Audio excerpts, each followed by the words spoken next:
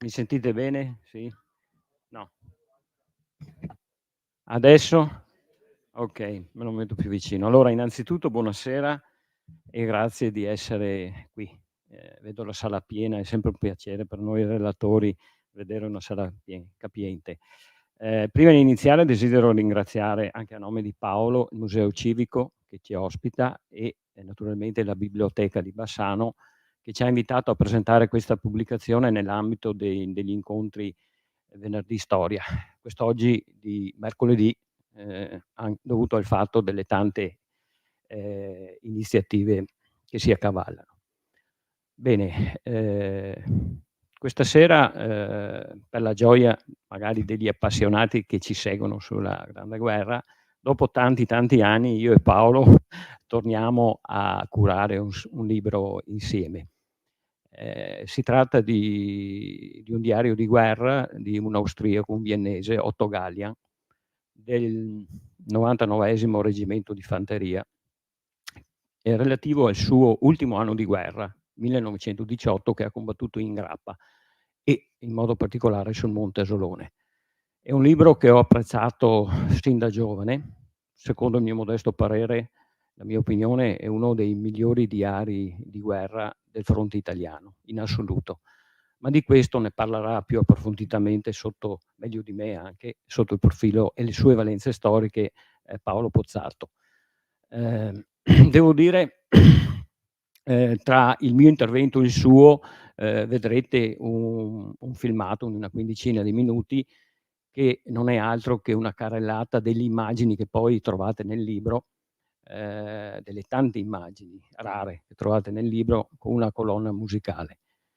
Bene, ho accennato un attimo fa che ho apprezzato da giovane perché in realtà l'edizione italiana di questo diario di guerra non è una novità. Apparve nel 1994 con Tassotti Editore, allora Ghedina e Tassotti, poco più di un corposo opuscolo, diciamo, e se devo fare un appunto, per l'epoca, per quei tempi, con un prezzo veramente esorbitante. Poi fece una ristampa nel 2001 mi pare, dopodiché, non si seppe più nulla. Devo dire che, questo libro, se dobbiamo fare un appunto, allora pur pregevole, questa edizione italiana, conteneva 3 lacune che vorrei accennare. La prima era che, l'editore e il traduttore di allora, Ignazio Marchioro, che da qualche anno non c'è più, avevano volutamente tralasciato la parte finale del libro. E, non una cosa da poco, perché per esempio nella nostra edizione che potete, vedere al termine dell'incontro, di 140 pagine si trattava di una trentina di pagine, relegandole a 2, 3 paginette come appendice. Tra l'altro, una parte anche, avvincente, cioè la sua prigionia e la fuga avventurosa per il ritorno nella sua amata Vienna. L'altra lacuna, devo dire, magari non colpa visti i tempi di allora, non proprio dell'editore, era la completa quasi assenza di immagini, soprattutto d'epoca. In quelle edizioni potevate trovare 5 immagini d'epoca e basta. E, guardar bene, tra l'altro non erano che la mera, scansione delle immagini nell'edizione originale tedesca. L'altra cosa per me incomprensibile, se devo aggiungere, è che nel 2000 durante gli anni del centenario, centenario della Grande Guerra, in modo particolare nel 2018, cioè non ritenne opportuno Tassotti di, fare la seconda ristampa. Cioè il 2018, l'anno il centenario dei combattimenti in Grappa. A quel punto, visto che la cosa evidentemente non interessava e visto che in questi anni, quindi questi ultimi anni, io come archivio fotografico avevo acquisito molto materiale di Monte Asolone e zone limitrofe e soprattutto, cosa importante, anche grazie a una collezione privata di un mio amico che me le ha messe a disposizione tra le mie e le sue, tante immagini proprio di quel reparto, di quel reggimento, il 99° Reggimento Fanteria, proprio di Otto Gallia, con fiore all'occhiello anche una foto sua da sottotenente. Quindi questi anni auspicavo che magari ci poteva stare una riedizione fatta come Cristo comanda, con un apparato fotografico che poteva seguire proprio la narrazione del libro. Allora, fine dell'anno scorso, ho chiesto, cioè ho sentito il nostro editore di riferimento, Itinera Progetti di Bassano, anche lui, invitandolo a vedere, considerare se magari Tassotti vantasse dei diritti su quell'edizione, prima edizione italiana. Perché a quel punto, se Paolo si incaricava di fare l'intera traduzione e di sana pianta, cioè io col mio apparato fotografico importante uscivamo con un'edizione veramente all'altezza, secondo me, di questo importante diario di guerra. La cosa andò in porto, iniziamo io e Paolo all'inizio di quest'anno, lui a tradurre dalla prima all'ultima pagina, io in tandem con l'apparato fotografico, basandomi, naturalmente potevo già appoggiandomi all'edizione di Tassotti e alla traduzione di Marchioro. Ecco, terminando però come terminava il libro dell'edizione di Tassotti, cioè alla cattura. Quando lui, gli ultimi giorni di guerra, nel fine ottobre del 18, veniva, lasciando il Grappa, più o meno a Cismon, veniva catturato. Anche perché pensavo, vai tu pensare se per caso ci sia in giro qualche foto di quel... Lui fece la prigionia, venne relegato in provincia di Alessandria, al paese Mirabello Monferrato, un paese di 1000 animi, piccolino adesso, piccolino allora, e pensavo, vai tu pensare che cioè, il classico campo di prigionia in mezzo ai campi di Alessandria, con il filo recintato con quelle poche baracche, se ci siano foto. Quindi io in parallelo, cioè, componevo l'apparato fotografico. Dopo 2-3 mesi, 3 mesi, verso aprile mi pare di ricordare, ci siamo confrontati, lui con la parte che mi dette della prigionia e della fuga e io mostrandogli l'apparato fotografico. Abbiamo fatto delle considerazioni, visto anche la parte importante finale, cioè ci apparve subito un bellissimo apparato fotografico, importante, raro, perché immagini relative alla zona degli Asoloni, la dorsale degli Asoloni che va dal Colberetta all'Asolone, sono immagini in guerra, parlo, rarissime, si contano con Lumicino, però quindi un apparato fotografico importante all'altezza del libro, però monco della parte finale. Allora ci siamo detti, ma magari possiamo trovare d'epoca le zone che lui passò attraverso la fuga e magari sarebbe stata anche un'idea di provare comunque a fare delle ricerche, se magari nel comune di Miramello in archivio avessero magari quella foto di quel campo di prigionia, proprio per correlare proprio degnamente questa edizione. Mi ricordo che allora contattai il comune e cominciò male, se il buongiorno pensavo si vede dal mattino, caddero l'incaricata, la funzionaria comune cadde dalle nuvole, non sapendo nemmeno che fosse esistito un campo di prigionia nel 1919. Però dice, siamo un paese piccolino, la cosa sì, certo che ci interessa, vedrò di saperle dire. Vabbè, io, date l'esperienza di tutti questi anni, quando si ha a che fare con certe persone dell'amministrazione, dici vabbè, vai tu a pensare che mi richiami, però la contatterò io sicuramente dopo una settimana. E invece ho trovato delle persone squisite, perché dopo 4 giorni mi telefona lei e mi fa: "Sa che ha ragione, c'era veramente un campo di prigionia, però tra l'altro, no in mezzo ai campi, ma meglio che parli di questo con una persona che è un po' il storico del paese". Subito telefonai, trovai la moglie che mi informò che in realtà non erano questo campo di prigionia, questi prigionieri che poi scoprimmo che furono solo ufficiali austro-ungarici, in realtà erano internati in un ex istituto salesiano in centro paese. Ecco. Tra l'altro il primo istituto di Don Bosco, realizzato da Don Bosco fuori Torino.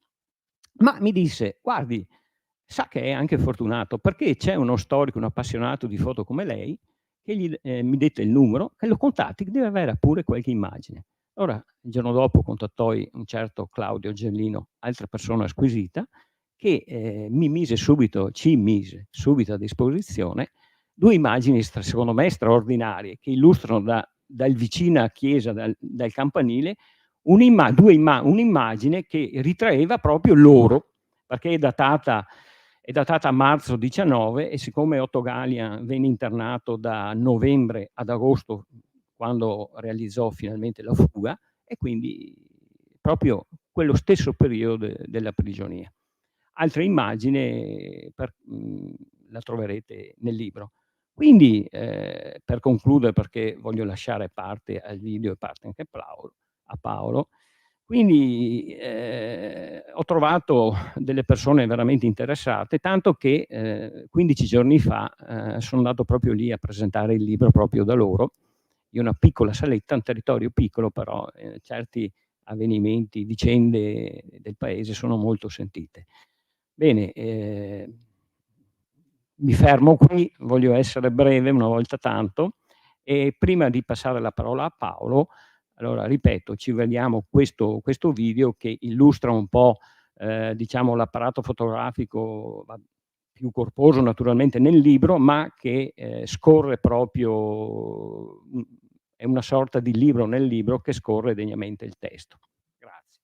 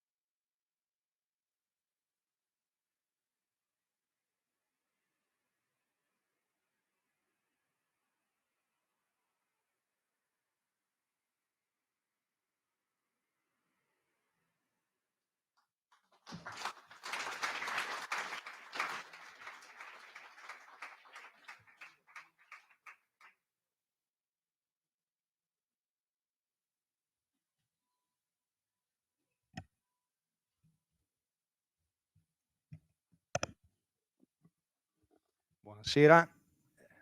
Allora, il mio compito ovviamente è quello di chiudere, il discorso iniziato da Ruggero andando nel merito del testo.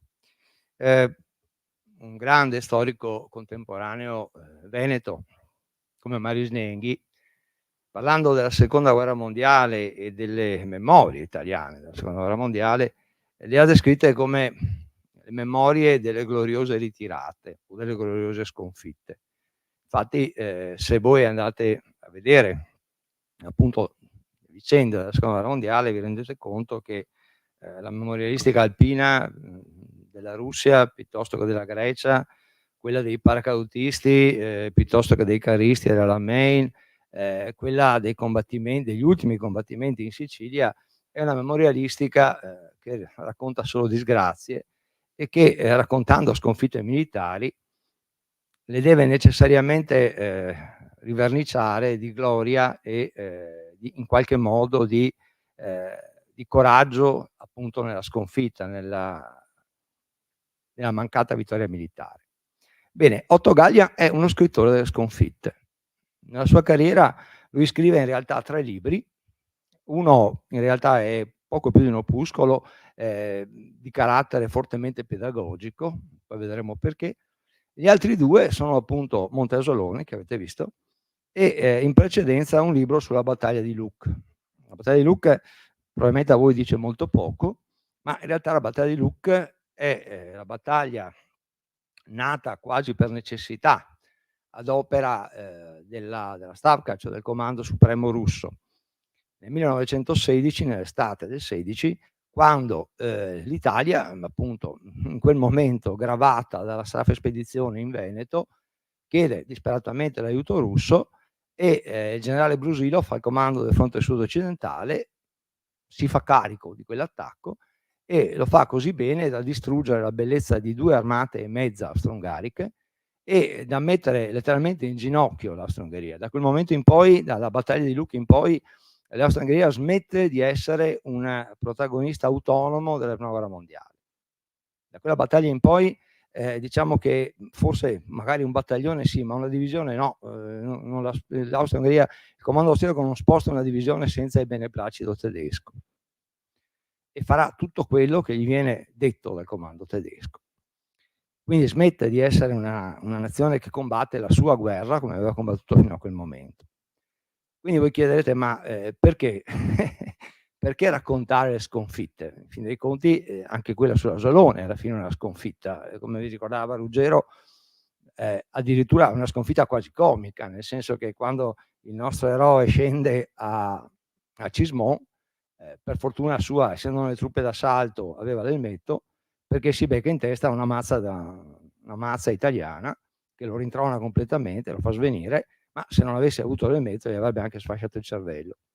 Da lì in poi, lui arriva qui a Bassano, fra l'altro lo vedrete attraversando a piedi una Valsugana intasata dai gas, e poi, come diceva Ruggero, finisce a Mirabello Alessandrino. Quindi perché raccontare solo le sconfitte? L'Austria-Ungheria nella prima guerra mondiale aveva anche ottenuto una serie di vittorie importanti.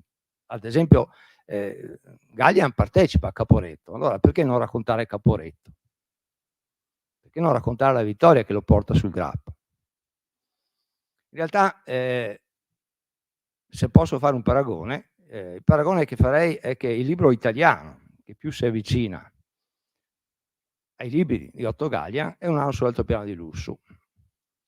Perché? Perché, come Lussu, anche quello di Otto Gallian, come Lussu dice dei suoi, in realtà è un libro politico, non è un libro di storia.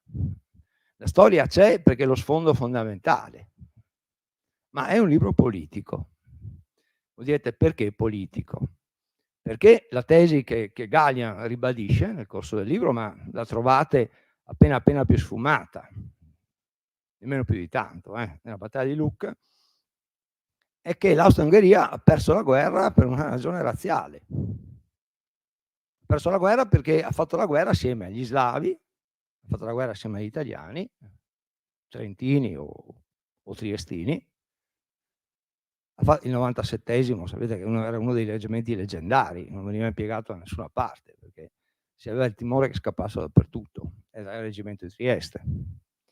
L'ha fatta assieme ai cechi e lì apriti cielo, perché il 28° di Praga, almeno in teoria, poi sta a vedere se è vero, era passato armi, dedicato fra l'altro al re d'Italia, era passato armi e bagagli ai russi. Quindi la tesi di Gallian è semplice: i tedeschi d'Austria hanno perso la guerra perché non l'hanno fatta con i tedeschi di Germania, cioè non l'hanno fatta loro da soli con i tedeschi di Germania. E coerentemente con questo, il buon Otto Gallian, appena rientrerà, come vi ha raccontato Ruggero, in Austria, vedrà bene di diventare un nazista austriaco, verrà espulso per questo dall'Austria, rientrerà in Austria dopo l'Anschluss, addirittura con il ruolo tutto suo di insegnante, di pedagogo delle SA, delle Sturmabteilungen, cioè delle camicie brune naziste, guardato malissimo fra l'altro dai suoi connazionali, che non gli risparmiano le critiche per essere un nazista della prima ora. E poi sempre con estrema coerenza il nostro Otto Gallian andrà in guerra volontario nella Wehrmacht nella seconda guerra mondiale, non stufo di quei combattimenti che aveva vissuto nella prima, col grado poi di maggiore, e col grado di maggiore muore al comando di un battaglione della Wehrmacht nella campagna di Francia. È una delle non molte vittime tedesche della campagna di Francia, tant'è che lui, da buon nazista, si ritroverà un necrologio che lo ricorda sul Völkischer Beobachter, che era appunto il giornale ufficiale del partito nazista. Ora, in tutto questo, cioè proprio tutto questo quadro, vi dice quanto dal punto di vista di Gallian sia importante l'ultima parte di quel romanzo, di quel suo romanzo di guerra, di suo diario di guerra, cioè la parte di Mirabello Alessandrino e della fuga. Perché? Perché in fin dei conti lui è un supereroe, si descrive come tale. Tra l'altro un supereroe sfortunato, nel senso che alla fine della giostra, come diceva il generale Lee alla fine della guerra di secessione, con le battaglie alla fine ho perso anche le medaglie da assegnare. E lui effettivamente alla fine della guerra si vede rifiutato l'ordine di Maria Teresa, che era la più alta onorificenza austriaca che poteva essere assegnata a un ufficiale, e se lo vede rifiutato con una motivazione che definire barbina a dir poco, perché gli si dice: no, tutto quello che hai fatto in Grappa è effettivamente eroico, da supereroe addirittura, ma il problema è che l'hai fatto per ordine dei superiori e non l'hai fatto di iniziativa. Quindi siccome il premio, siccome l'ordine di Maria Teresa prevedeva di premiare appunto azioni di iniziativa, non glielo danno. Quindi alla fine cornuto e mazziato, avrebbe da dire. E in effetti il buon Gallian quindi rivendica, cioè quella parte finale, perché è così importante. È così importante perché appunto, essendo lui un supereroe, nella miglior tradizione hollywoodiana dei film della Marvel sui supereroi, no? Durante il film il supereroe rischia costantemente di essere travolto, ma alla fine deve vincere. Il finale vittorioso ci deve essere. Ecco, il finale vittorioso di Gallian è il suo ritorno in patria. E guardate che non è un ritorno da poco, nel senso che se voi andate a studiare, a leggere le vicende delle fughe dai campi di prigionia, scoprirete ad esempio che nel rapporto fra italiani ed austriaci, gli italiani che scappano dalla prigionia, riuscendoci fra l'altro, quindi sono molti di più quelli che scappano, ma quelli che ci riescono sono oltre 3.000. Gli austriaci che ci riescono sono poche decine. E questo naturalmente per un problema innanzitutto linguistico, nel senso che chi fuggiva in Austria-Ungheria e doveva attraversare l'impero, che non sapesse il tedesco non creava nessun problema. 3/4 dei sudditi di Francesco Giuseppe non conoscevano il tedesco. Gli ungheresi si rifiutavano di parlarlo, anche se lo conoscevano. Quindi che un italiano si aggirasse senza conoscere il tedesco per l'impero non era un grosso problema. Che un austriaco provasse a girarsi per l'Italia tentando di parlare in italiano, invece sì. Tant'è che anche nella fuga da Mirabello in realtà scappano in 6, ma l'unico che rientra in patria è proprio Otto Gallian. E quindi questo rientro in patria è esattamente il senso positivo di quei due libri sulla guerra. abbiamo perso la guerra, l'abbiamo persa perché appunto l'abbiamo fatta con gli slavi, con gli italiani, con tutti gli altri popoli della monarchia. D'ora in poi dobbiamo ritrovarci noi tedeschi con i tedeschi, che è poi la tesi sostenuta ad altri livelli, ad esempio dal generale Kraus, sostenuta da buona parte di quella componente dell'esercito austriaco che transiterà pari pari nella Wehrmacht e che poi si toglierà più di qualche sassolino dalle scarpe nella seconda guerra mondiale. Vi ricordo che la strage della divisione Aquila-Cefalonia non la fanno i tedeschi, la fa la prima divisione Alpenjäger, che era tutta austriaca, e quindi qualche sassolino della scarpa se lo toglie di brutto. Ora, tutto questo naturalmente uno potrebbe dire: ma allora dov'è la storia che raccontava prima Ruggero? Cioè, cosa c'è di entusiasmante, se si può usare un termine orrendo parlando di una guerra, nei combattimenti che Gallian descrive? Beh, in realtà invece, come giustamente diceva lui, pur non avendo avuto in un'ipotetica borsa della della memorialistica austriaca tradotta in italiano un grandissimo successo, certamente tappa della disfatta di Weber, ma altri libri, ad esempio il Bruckner sulle Tofane, hanno avuto fortune maggiori. Nemmeno tutti gli appassionati del grappa avevano letto Gallian, e non credo che il problema fosse solo il costo effettivamente eccessivo della prima edizione. Allora, cosa c'è di straordinario? Beh, c'è di straordinario questo, che in realtà le battaglie che lui descrive sul grappa sono battaglie assolutamente inusitate e diverse, sia per lui che per gli italiani. Ve le riassumo brevemente e poi chiudo perché vorrei che aveste lo spazio e il tempo per eventuali domande. Le 3 battaglie del grappa, lo sapete, vi è stato ricordato anche nel video da Ruggero, sono la battaglia d'Arresto, la battaglia del Solstizio e la battaglia di Vittorio Veneto. Sono 3 battaglie strane, nel senso che nella prima battaglia gli austriaci arrivano sul grappa con il fiato corto, sono all'offensiva da 2 settimane, hanno delle linee logistiche ormai stiracchiatissime, cioè vuol dire che il rancio arriva sì e no, se arriva, le munizioni arrivano sì e no, se arrivano, perché gli austriaci tutto si aspettavano, i tedeschi con loro, che Caporetto fosse Caporetto, cioè tutto si aspettavano di arrivare non al tagliamento, come era il massimo obiettivo, ma addirittura al Piave sul grappa. Se c'è un problema, il problema è addirittura quello opposto, cioè il problema è quello che appunto lungo la strada la maggior parte dei reparti ha scoperto quanto ricca fosse la pianura veneta. Tant'è che, tanto per farvi un esempio, a Feltre viene istituita una ronda apposita contro le damigiane. Voi vi metterete a ridere, dice: "Cosa fa la ronda come", no, la ronda apposita aveva l'obbligo di spaccare tutte le damigiane che trovava. Perché? Perché fino a quel momento una delle voci di perdita maggiore dei soldati austro-ungarici erano i soldati che erano morti annegati nelle cantine, ubriacandosi, o che erano morti di colica, perché abituati alla birra avevano bevuto il vino con la stessa quantità, solo che erano andati in coma etilico. E quindi, per evitare che interi reparti non raggiungessero il grappa perché erano ubriachi, dovettero istituire la ronda delle damigiane.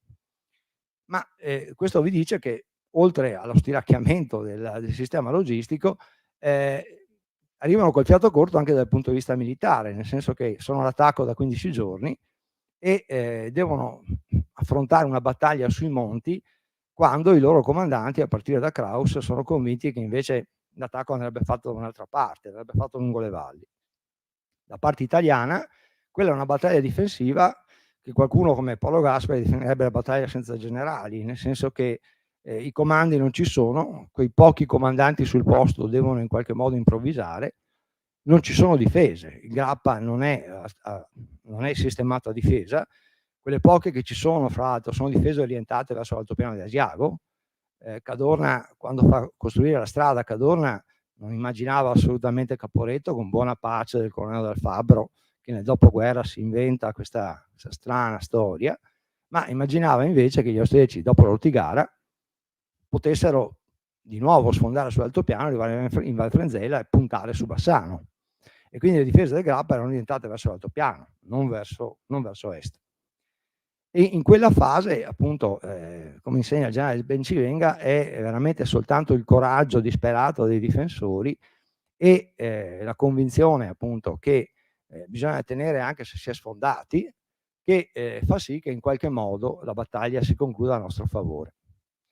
La battaglia del Solstizio è un'altra battaglia, anche questa anomala perché da parte austro-ungarica in realtà si vuole attaccare dappertutto. Napoleone avrebbe detto che facevano la guerra al contrabbando, nel senso che ogni comandante austro-ungarico chiede il diritto di attaccare per un motivo molto semplice, che nella primavera-estate del 18 l'impero austro-ungarico è alla fame, letteralmente alla fame, e di conseguenza tutti i comandi hanno come principale motivazione, i soldati lo diranno, che quella è l'offensiva della fame, di occupare i magazzini italiani, di nutrirsi di quello che c'è nei magazzini italiani.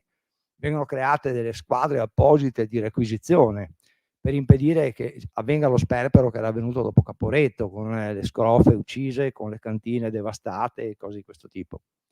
Da parte italiana il problema è quello di una difesa, quella sul Grappa, di un esercito che non ha una dottrina difensiva, non ce l'ha ancora.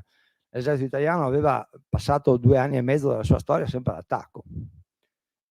Era stato sorpreso durante la spedizione proprio perché mancava una dottrina difensiva. Non ce l'ha ancora completamente. Sì, qualcosa c'è in più, nel senso che qualcosa gli inglesi e i francesi ci hanno insegnato, sia venendo qua, sia grazie ai rapporti che il generale Breganze mandava dal comando francese. Ma il Grappa, lo conoscete, non consente difese elastiche, non consente di cedere spazio per guadagnare tempo. Lo spazio non c'è, se si sfonda si arriva in pianura. Di conseguenza anche questa è una battaglia talmente disperata che, lo sapete, Bassano in quel momento, quindi non come è scritto fuori purtroppo dalle scuole Mazzini, un giorno scoprirò chi ha messo la lapide, quindi non nell'ottobre 17, ma nel giugno del 18, le brigate Aosta e Alpi vengono incaricate di trasformare Bassano in una testa di ponte, cioè in sostanza chiamate a distruggere le mura di Bassano per creare tutta una serie di appostamenti difensivi nel caso che gli austriaci sfondassero dal Grappa. Perché? Perché dobbiamo appoggiarci alla linea quella che si chiamava allora la linea del Mussolente sugli Asolani, e dobbiamo garantire alla sesta armata che è schierata sugli altopiani almeno di poter ripiegare verso Vicenza e di passare i Berici. Bassano rischia veramente di essere quasi distrutta in quel momento. Grazie al generale Bencivenga, se tutto viene predisposto ma nulla viene attuato. Fino all'ultimo secondo Bencivenga dice aspettiamo, vediamo cosa succede. Per nostra fortuna succede che l'attacco austriaco si esaurisce, lo sapete, a Ponte San Lorenzo, secondo la nota teoria appunto di Bencivenga, che anche i reparti sfondati, se tenevano duro, costringevano gli attaccanti a incanalarsi e a venire alla fine bloccati. In più è chiaro che nel giugno del 18 le artiglierie italiane non sono quelle del novembre 17. Ultima battaglia, quella di Vittorio Veneto. Anche questa è una battaglia anomala perché? Perché nel piano italiano Grappa non doveva fare assolutamente nulla. Il piano italiano prevedeva uno sfondamento alle grave di Papadopoli, che avrebbe ovviamente attirato contro gli inglesi in questo caso, o meglio, gli anglo-italiani, perché la 10ª armata di Lord Cavan era anche fatta da italiani, avrebbe attirato i contrattacchi austriaci. A quel punto la 12ª armata, quindi anche questa franco-italiana, al comando di Graziani, che era un generale corso, avrebbe conquistato il Cesena, quindi proteggendo il fianco dell'ultimo attaccante, cioè l'8ª armata del generale Caviglia, che avrebbe passato il Piave a Vidor e avrebbe puntato su Sernaglia e da Sernaglia su Vittorio Veneto. Il Grappa non voleva fare niente, sarebbe stato liberato perché? Perché le truppe che da Vittorio salivano verso Ponte nelle Alpi avrebbero poi imboccato la Valbelluna e avrebbero preso alle spalle la difesa del Grappa. Tutto questo salta grazie al Piave, cioè con buona pace e a Mario, le onde quella volta non combattevano con gli italiani ma con gli austriaci, perché la pena del Piave impedisce il gettamento dei ponti, non si possono ancorare le barche che devono reggere il ponte, e quindi cambia tutto. All'ultimo momento sul tamburo, dicono i militari, bisogna fare il contrario, cioè ordinare al grappa di attaccare. E attaccare sul grappa, lo vedrete nel racconto di Gallian, è un'impresa. Perché? Perché è vero che il grappa, come nel caso italiano, non ha la possibilità di una difesa in profondità, quindi gli austriaci non possono cedere linee che poi riconquistano con i contrattacchi. Al di là della prima, seconda linea ci sono già le artiglierie, quindi va impedito agli italiani di arrivare alle artiglierie. Però è altrettanto vero che ogni caposaldo del grappa, quindi l'Ausolone, il Pertica, al di là lo stesso, poi ancora di più Valderroa, sono in grado di operare a 360 gradi, quindi sono in grado di sparare alle spalle, soprattutto all'Ausolone, di chi attacca il Pertica. Di conseguenza, lo ricordava Giardino amaramente, o si conquistano tutti assieme o non si conquistano proprio. E il problema è che non si conquistano proprio, nel senso che tutti gli attacchi italiani vengono sventati, in parte va reso onore a Gallian grazie all'intervento, appunto, al gioco delle riserve che gli austriaci attuano in maniera magistrale nel piccolo, cioè sull'Asolone, come sul Pertica, come dicevo sul Valderroa. Ma dall'altra parte, perché appunto non riusciamo a conquistare nessuno di quei caposaldi in contemporanea. Quindi quando ne conquistiamo uno, poi perdiamo gli altri. Vedrete che se leggete il libro, addirittura il buon Gallian è convinto di aver catturato il maggiore Messe. Come chiariamo in una nota, Messe non viene mai catturato dagli austriaci. E il maggiore che lui cattura, che lui descrive come un figurino, in effetti viene descritto così anche dall'ufficiale che lo accolse al ritorno dalla prigionia, un elegantone, scrive nel rapporto, era il comandante, il maggiore Lasamio, che comandava un altro reparto d'assalto che agisce assieme a quello di Messe. Comunque, appunto, in quella fase non riusciamo a conquistare nulla e in realtà, a differenza di quello che trovate anche nella relazione ufficiale italiana, le uniche riserve che noi consumiamo da parte austriaca sono quelle, lo ricorderà Gallia, sono le riserve locali. Fra l'altro non tutte, perché a quel punto la monarchia è già corrosa all'interno dalle nazionalità. A quel punto buona parte delle riserve decide di non combattere più sul grappa, ma di avviarsi verso casa. Tant'è che l'ultimo contrattacco sul grappa, l'ultimo contrattacco austriaco, quello che restituisce agli austriaci la cima del Pertica, è condotto dal 7° reggimento carinziano, quindi per dirla con Gallian, dagli austriaci, dagli austriaci tedeschi, dagli austro-tedeschi, e viene condotto veramente con nessun'altra motivazione che l'onore del reggimento, perché loro sanno benissimo che una volta conquistato il Pertica, l'artiglieria italiana li avrebbe massacrati, come accade, e il Pertica l'avrebbero perso 2 ore dopo. Ma quella guerra nata male doveva finire peggio, soprattutto per l'Austria-Ungheria, e di conseguenza quello è la realtà. Così come è reale che la mossa sul grappa, l'attacco sul grappa, consumò solo le riserve del grappa.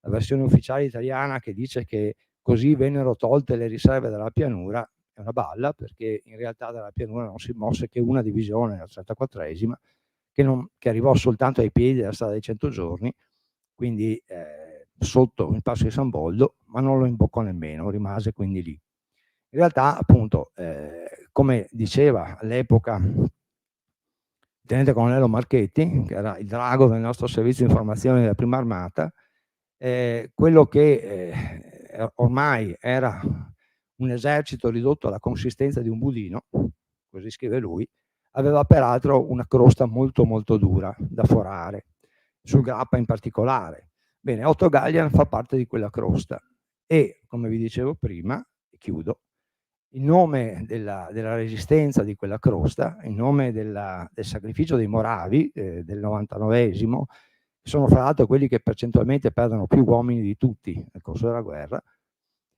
in nome appunto, dicevo, di quella crosta, vede il futuro degli austro-tedeschi soltanto purtroppo nel nazismo e in una guerra che verrà di lì a poco più di 20 anni.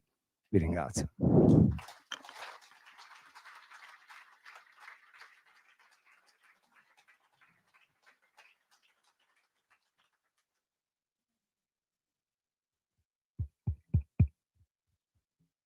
Se ci sono delle domande, io e Paolo siamo qui, delle curiosità, Prego. Il diario è stato scritto durante la guerra, durante la prigionia o dopo la guerra?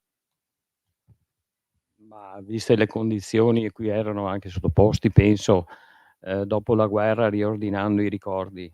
Sul campo di battaglia o nelle immediate retrovie aveva ben altro a cui pensare, leggete il libro, che magari delle brevi annotazioni, ma non penso. Prego, non si sente? Scusate. E durante la prigionia anche lì erano in condizioni veramente difficili.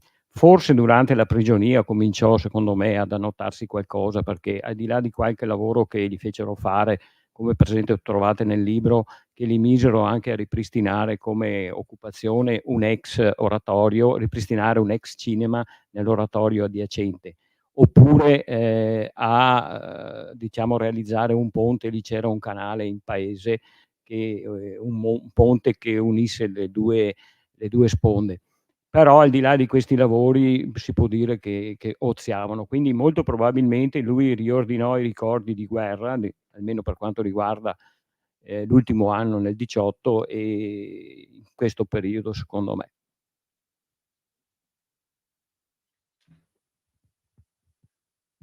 Bene,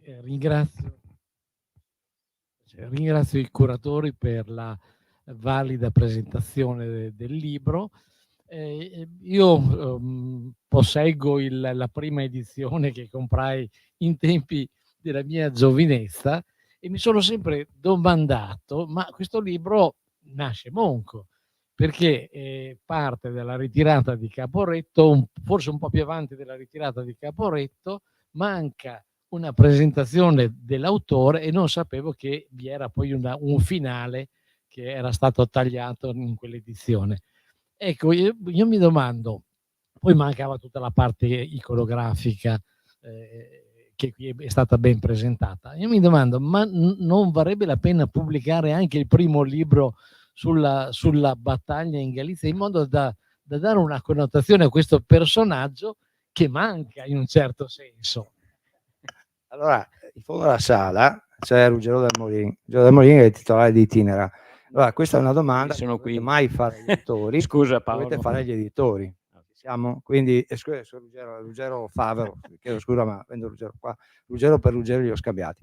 C'è Ruggero Favero che è il titolare di Itinera. Quindi questa è una domanda da fare, da fare agli editori. E il problema rimane sempre quello che un libro viene pubblicato se ho ben confuse.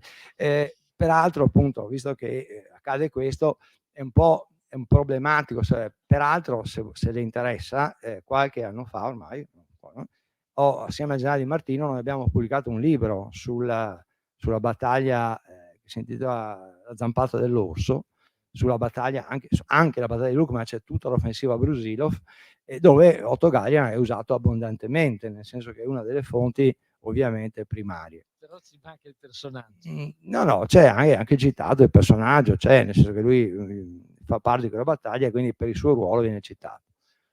Tornando alla prima edizione, vi faccio presente che Marchioro probabilmente aveva una buona conoscenza del tedesco, il che non gli impedisce di commettere anche qualche errore abbastanza grave e banale, fra l'altro, che se l'avete letto attentamente vi sarete anche accorti che errori fa.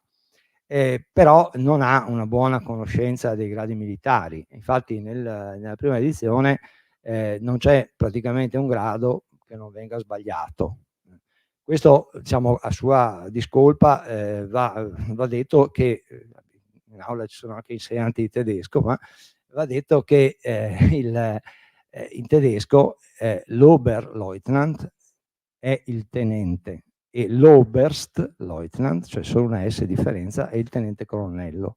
Detto così sembra un gioco da esperti di organica. In realtà il tenente comanda 150 uomini, un tenente colonnello in guerra spesso vuol dire al comando del reggimento ne comanda 3000. Ora sono due responsabilità e due livelli di comando completamente diversi e nel libro, nella prima edizione, Marchioro li confonde regolarmente, mettendo tenenti a comandare i reggimenti e non si capisce poi perché, addirittura abbassando i gradi, perché l'Oberst, che è il colonnello, che è il comandante titolare del reggimento, viene tradotto come tenente colonnello, non ho capito in base a che criterio, ma appunto i gradi sono quasi tutti sbagliati.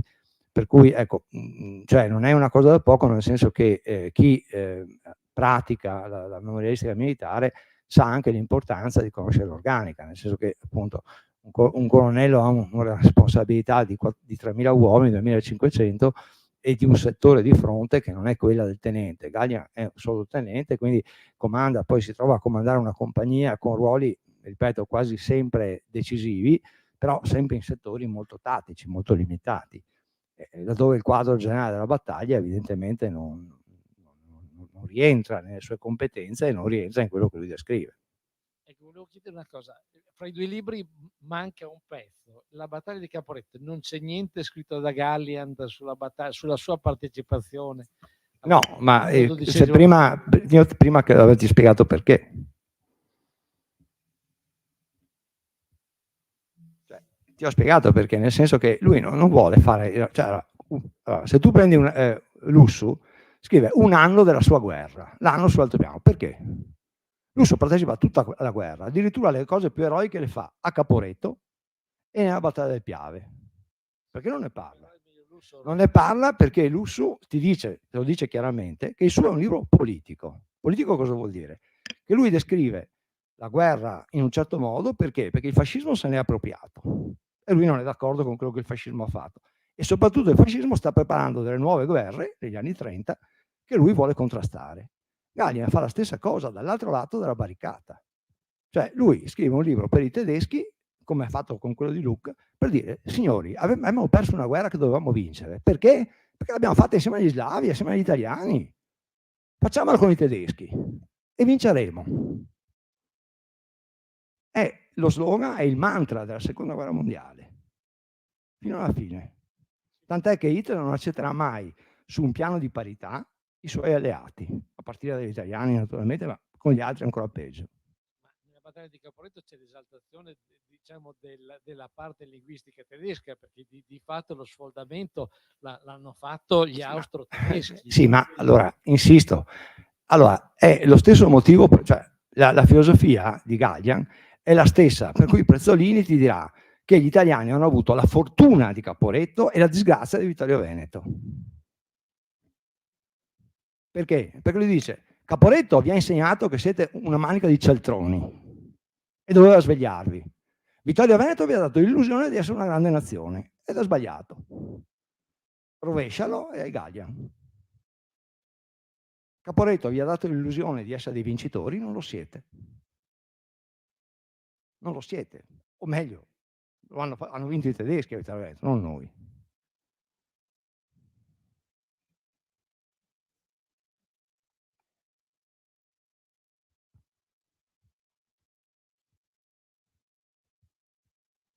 Grazie.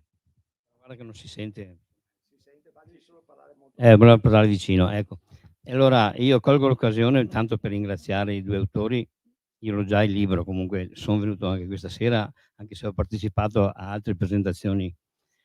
E volevo solo far notare una cosa, la bellezza di valutare, non io da 20 anni che mi occupo della Grande Guerra e sono un appassionato, ho fatto la guida e non importa. I libri che ho letto prima di leggere certi libri sia di Pegoraro sia di Otto Gallia, ho letto libri che parlavano solo di letteratura di guerra, però dalla parte italiana, con diciamo l'intenzione di dire: noi siamo eroi, gli altri erano i nemici.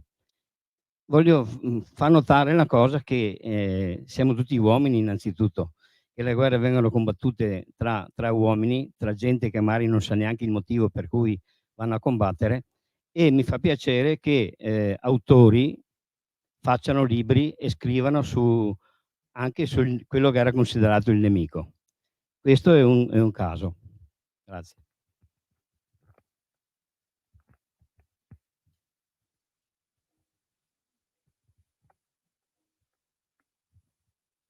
Allora, io ho ascoltato e ho ho capito che Otto Gallian era un razzista e anche stato un nazista.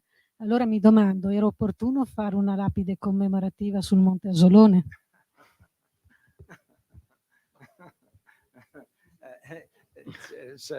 No, allora leviamo tutte le lapidi che ricordano Cadorna. Dal mio punto di vista hai ragione, cioè non valeva la pena. Naturalmente la risposta più semplice, anche se Ruggero probabilmente ne ha in mente un'altra, poi te la dirà. La risposta più semplice è quella che nasce dal fatto che chi ha messo la lapide sul Monte Asolone aveva in mente l'8 Gallia di guerra e non aveva compreso, diciamo, non aveva nemmeno saputo i trascorsi del dopo. E quindi il ruolo di Gallian nella creazione dall'altra parte, vedi, da questo punto di vista, allora diventa sempre difficile valutare un periodo alla luce di quello che succede dopo. Faccio un esempio per tutti. Allora, forse magari questo non è nemmeno noto. Il 25 aprile, quando c'è la cerimonia del 25 aprile, il protocollo, quindi quello che viene stabilito e che i comuni normalmente rispettano, è di eseguire Montegrappa, Tu sei la mia patria.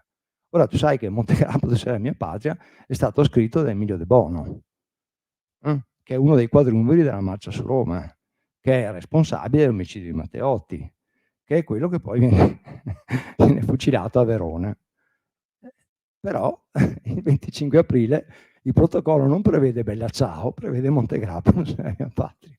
Quindi da questo punto di vista, ti ripeto, è sempre difficile giudicare il dopo, cioè giudicare qualcosa alla luce di quello che succede dopo, perché nella vita si fanno molte scelte e non tutte sono giuste, anche quando sono coerenti. Il caso di Gallian è questo, cioè lui certamente nella prima guerra mondiale combatte da austriaco che crede nel suo paese, e nel libro lo troverai questo in tutte le salse. Lui combatte veramente fino allo spasimo, viene ferito, va avanti lo stesso, è ammalato, va avanti lo stesso, lo bombardano con i gas, è lì che rischia di sputarsi i polmoni e va avanti lo stesso. Cioè, e naturalmente, e lo dice questo, diceva noi facciamo tutto questo e a casa non ne tengono conto, e i nostri governanti questo non lo capiscono, i nostri governanti ci stanno tradendo. Cioè, il problema della solita pugnalata alle spalle di chi combatte. Lui lo fa per quello. Ora, naturalmente poi, ti ripeto, coerentemente con questa posizione, lui opta per il nazismo. Leggere le vicende della prima guerra mondiale alla luce di quello che succede dopo ti dà la comprensione magari più articolata di quello che lui racconta, ma non va a inficiare quello che lui, la sincerità di quello che lui dice in quel momento, perché probabilmente lo era sincero, sicuramente. E ti ripeto, io lo avevo trovato in una relazione sull'Ortigara del maggiore Sedlar, una frase che riporto spesso nelle conferenze sull'Ortigara, quella appunto in cui questo ufficiale di Stato Maggiore dice: quando voi siete su un campo di battaglia e arrivate sulla tomba di un soldato, visto dice che noi uomini siamo ancora così cretini da non riuscire a capire che l'umanità intera è parte di noi stessi, allora abbiamo ancora bisogno di una patria. Dice, inginocchiatevi su quella tomba e abbiate il rispetto di chi è morto per la sua patria. Allora io per prendere un po' le difese di Davide Pecoraro, che è quello che di sua iniziativa ha messo la lapide. Davide Pecoraro lo potete trovare in Valtosella, il gestore del rifugio Valtosella. Lui con quella lapide, che mi ha coinvolto anche in quell'iniziativa, in quella cerimonia, diciamo, più che iniziativa, l'iniziativa è tutta sua. Si tratta di valorizzare questo grande eroe, da cui emerge, se leggete il libro, i valori di fedeltà, i valori di senso del dovere, i valori di giuramento alla patria, che sono universali, lasciando perdere, a parte che allora non si conosceva neanche, credo, quello dove fu coinvolto poi Gallia all'inizio, diciamo, che aderì al nazismo. Ma ripeto, con quello si vuole ricordare l'eroismo in senso lato, sia mettendo una lapide a lui si voleva diciamo mostrare questo senso, questi valori che emergono soprattutto in guerra.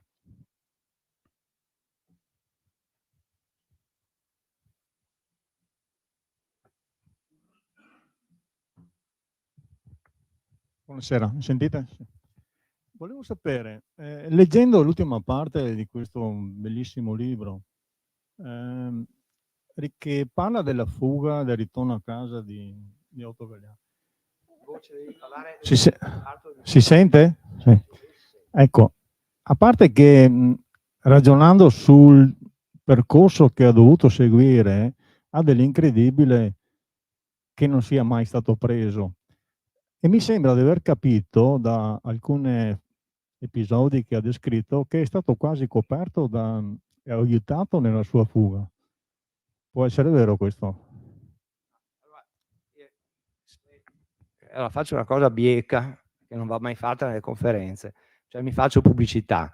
Allora, qualche anno fa io ho pubblicato un libro che si intitola Il coraggio della fuga e in quel libro racconto le fughe dai campi di prigionia di tutta Europa, quindi non solo quelle italiane, ma quelle italiane, quelle austriache, quelle tedesche, quelle francesi, quelle inglesi. Non ho raccontato quelle russe perché non ho trovato modo di tradurre dal russo, di farmi tradurre al mio cognato dal russo nessun diario di fuga dalla prigionia, ma ce ne sono. Se tu vai a leggere quel libro vedrai che non solo Otto Galliano, ma chiunque scappa, se ce la fa, ce la fa perché è stato aiutato. E ce la fa, e la cosa straordinaria è che quasi sempre in quell'aiuto ci sono le donne. Cioè le donne hanno un ruolo straordinario nel far tornare a casa i soldati, di qualsiasi esercito siano, perché ti ripeto, hai donne di Vienna, ti ricordo che a Vienna la situazione alimentare era talmente drammatica che nella sola Vienna erano censite 35.000 prostitute. E la situazione drammatica che poi in Veneto ti porta ad esempio, tanto per farti un esempio estremo, porta le suore di allora, non quelle di oggi, intendiamoci, le suore di allora di Vittorio Veneto a prostituirsi per dare da mangiare alle loro orfanelle, altrimenti morivano di fame. Ora, in quella situazione tu hai donne viennesi che ospitano soldati italiani per settimane intere, pur di consentire poi loro di partire e di tornarsene a casa.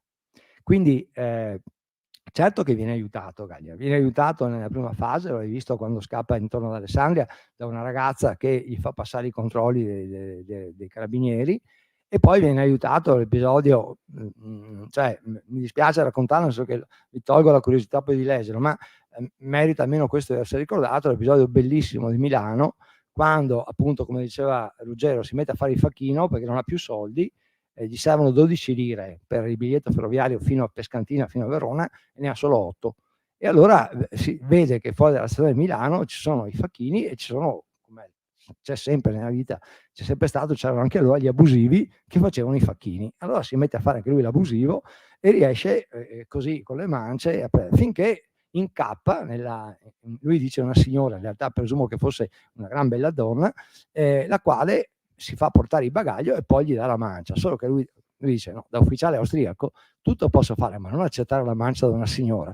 E a quel punto lui è vestito da straccione, da socialista, addirittura ha un fazzolettone rosso, e quando questa gli dà la mancia lui gliela restituisce orgoglioso e lo guarda e gli dice ufficiale austriaco, e poi se ne va, ecco, cioè, invece di denunciarlo. Però ti ripeto, siamo nel 19, la guerra è finita, non solo c'è il desiderio fortissimo di pace in Europa, il desiderio di chiudere quel capitolo, ma c'è anche da dire che gli stereotipi sono sempre stereotipi, quindi non è vero, come non è falso, che gli italiani siano brava gente, ma appunto è uno stereotipo che ha le sue radici.